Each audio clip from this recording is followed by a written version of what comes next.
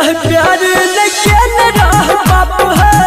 साचा प्यार के चके नहीं सब के न रह प्यार लेके न रह बाप है साचा प्यार के चके नहीं सब देख के नजारा सबके रूह गेले काप हो भगवान प्यार के भेले अपमान हो भगवान प्यार के भेले अपमान हो भगवान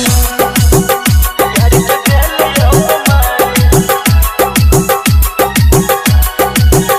प्यार के भेले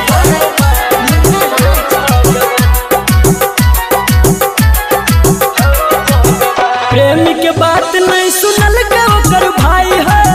पापा जी जब कर बन लई कसाई है प्रेमी के बात नहीं सुनल के ओकर भाई है पापा जी जब कर बन लई कसाई है कौन